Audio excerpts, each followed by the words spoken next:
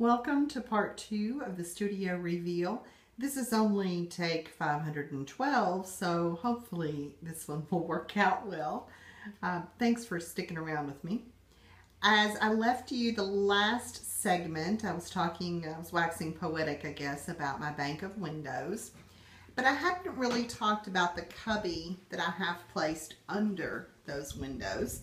This is the same cubby that I used in the older version of my room.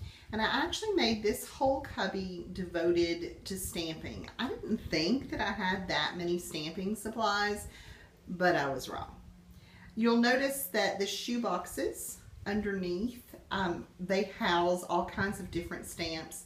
There are acrylic stamps, there are rubber stamps, there are some foam stamps, etc. And I'm eventually going to put labels on each of those so that I can tell very easily what kind of stamps and what theme I have for those. And I'll share another video at some point about that process. In the basket in the middle, I have just some various stamping supplies.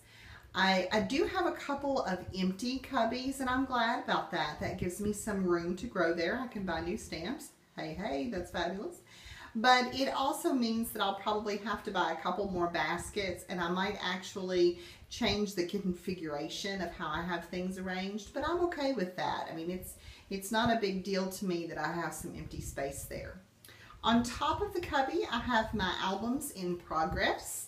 And I also have a divided tray that I used to use to house my Project Life cards, but now I'm using it to include my roller stamps and some things like glitter and gesso and embossing powder and that kind of thing. It's not full either, so that's good news.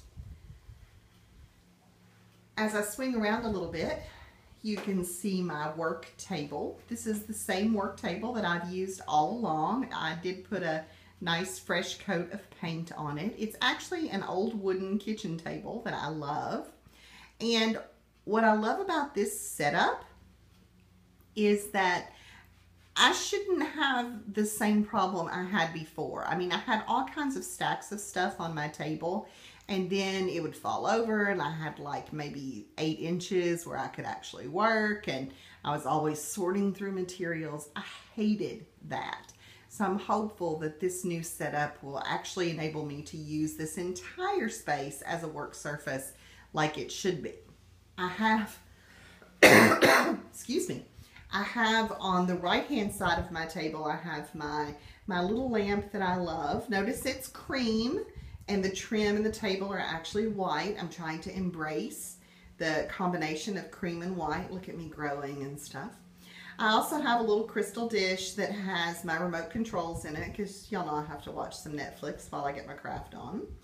I have this 2-tiered basket where I'm storing all of my washi tape. And then over there on the corner, I also have some notes that I took about a YouTube video on top of my selfie album that is in progress. Kelsey and Jake actually got me a self-healing mat for my birthday, which is something that I had asked for. So I have that in the middle of my desk as well. Over here on the side of that mat, I have some chalkboard labels that I'm going to use to label different things in my room. So that's not going to live there all the time. That's just, you know, something I haven't gotten around to doing today. I'm using the same chair that I've had all along. I actually had 2 chairs in my studio space before, and I only have one in here that I'm keeping, you know, all the time. If I have a guest who comes over, I can always pull in the other chair and set it up across from me. One of my new additions, I didn't buy a whole lot of things, but one of my new additions to the room is actually my lovely Raskog cart. If you are undecided about purchasing a Raskog cart, don't be. Go and buy yourself one like today. I ordered it because I don't have an IKEA nearby. It was $19.99 with $10 shipping. No, that's wrong. It was $29.99 with $10 shipping. That's right. So it ended up being right at $40, and it was worth every penny. The actual cart is made of metal, and it's a very nice heavy metal. It was super easy to put together. I mean, I didn't even cuss or anything during the process.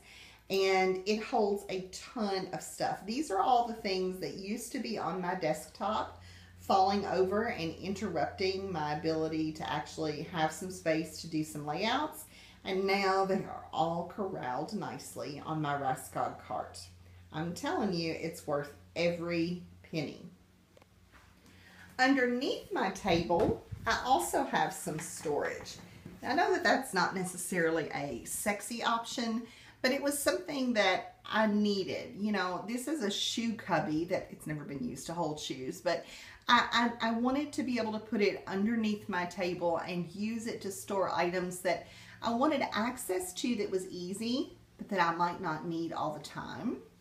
Over on the other side, I have an iris cart that is filled with pictures that are a hot mess. Let's not talk about it. And then you can see over there in the corner space that I do have a container for my scraps and a couple of other little acrylic containers that I might use for projects in process. That's a look at my desk space. Come back with me to see part 3 and we'll finish up the room.